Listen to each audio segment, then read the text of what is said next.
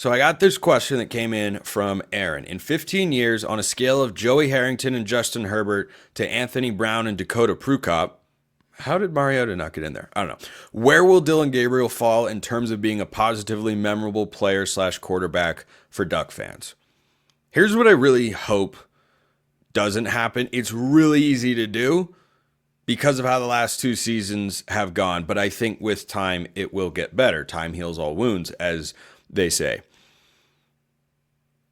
Don't allow the last memory you have of a team or player to define what you think about them overall. So this past season was awesome, exciting, thrilling. It gave hope to a lot of people that this could be the year, but that gets taken away because of how it ended. Dillon Gabriel was fun to watch. Gamer made some big time throws. The 4th and 9 against Wisconsin, or 4th and 6, whatever. I think it was 4th and 6. It was one of those numbers out there. Big time play. Bunch of great moments. Played some great football. Heisman finalist. Like, he did so many great things. You know how many Heisman finalists Oregon's had at quarterback? It is now up to 4, as a matter of fact.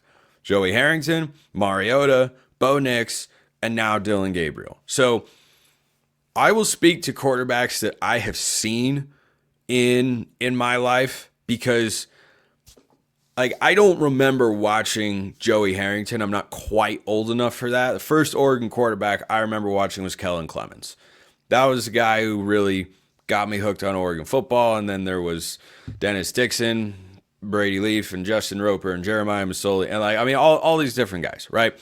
So I will keep it to the guys that I remember watching. I would say Gabriel for me. And no, he did not have his best game against Ohio State in the Rose Bowl. Nobody on Oregon's offense did. But I'm not going to forget that this is a guy who we were given the nickname Big Game Dillon to throughout the season because he had earned it. I mean, in the biggest games, Ohio State, big game. Michigan, big game. Illinois, good team. I mean, he played so much great football for Oregon. And I think we'll remember that more fondly as time goes on, as we have with Bo. It helps that he's, crushing it in the NFL, or, Marcus the same way. Like, Marcus's last game was a loss in the national championship game. It's not how I remember Marcus Mariota. So I'd say for Gabriel, of the quarterbacks in my life, I'd have him behind Bo in no particular order. I'd have him behind Bo, Mariota, Dennis Dixon, Herbert. I love Darren Thomas. DG was a much more efficient player than Darren Thomas was. Both teams led Oregon to the cusp of winning a national championship and couldn't quite get over the hump. Both won conference championships with the Ducks. I've always been a huge Darren Thomas stan. So I think I have to stick with that approach and say those two guys would probably be tied for me, and both just a notch above Jeremiah Masoli and Vernon Adams as well. But I don't think Gabriel should be remembered as, a mercenary type that just came in for a year and played some football. Like, I kind of feel that way about Vernon Adams, even though I loved Vernon Adams. It didn't feel the same, maybe because there wasn't a conference championship to that year, but VA was still, of course, really, really good. But I always felt in the times that I talked to Dillon Gabriel that, every guy's going to say, I love it here and I buy into it, but you kind of have to feel what how he's saying those particular responses. I always felt that he was all in on being a Duck for the 1 year that he had right away. And I appreciate that.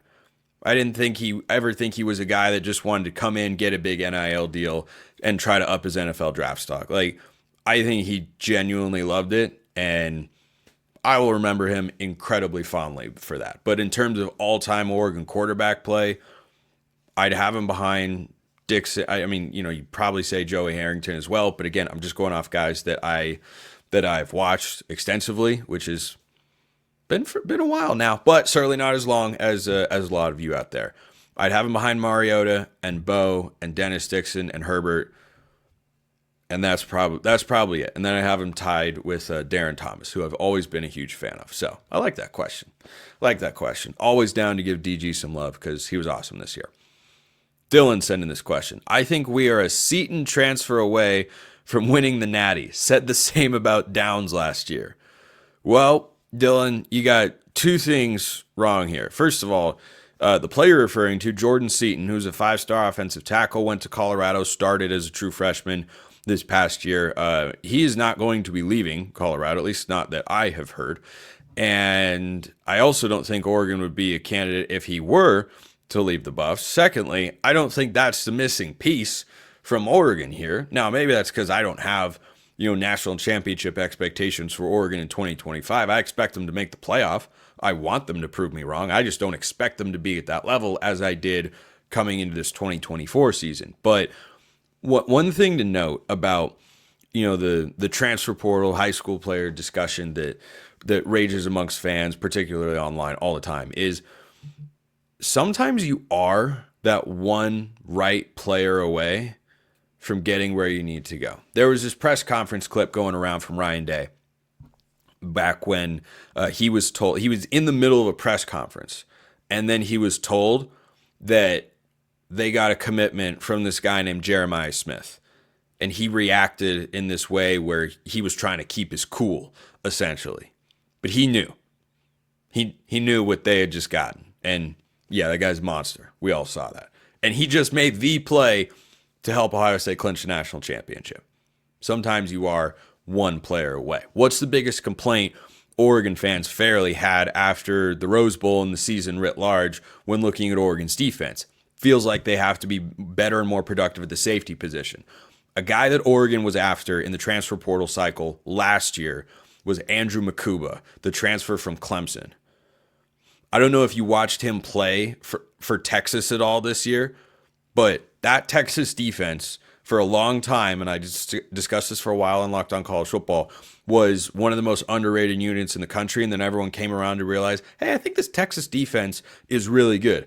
Andrew Makuba was the player that Oregon was one addition away from being at least a lot closer to where they needed to be. No question in my mind, he would have started over either Kobe Savage or Tysheem Johnson this past year and made a significant difference on the back end of Oregon's defense. He can tackle, he flies downhill, he is rangy, he's got ball skills. Like he is the exact type of safety that I'm looking for Oregon to find, whether it's in the portal with Thieneman or the transfer from Purdue or one of the young guys like McNutt or Offord or any one of these guys that, Oregon have recruited in the last couple cycles. He is the embodiment of what I want Oregon to be able to find at the safety position. So sometimes, yeah, you are kind of one player away. I mean, Ohio State didn't add a whole lot of transfers to this year's team. They had a bunch of returners from last year's squad, but guess what?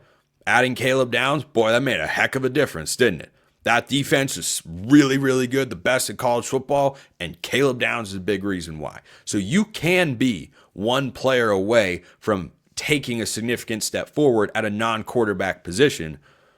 You just don't always know who that guy is until you have all the data after the season. So I see where your head's at. I understand.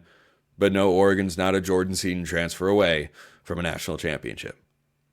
Maybe a few other players. You never know. Appreciate everyone listening. I'll see you next time. Have a wonderful rest of your day, and go Ducks.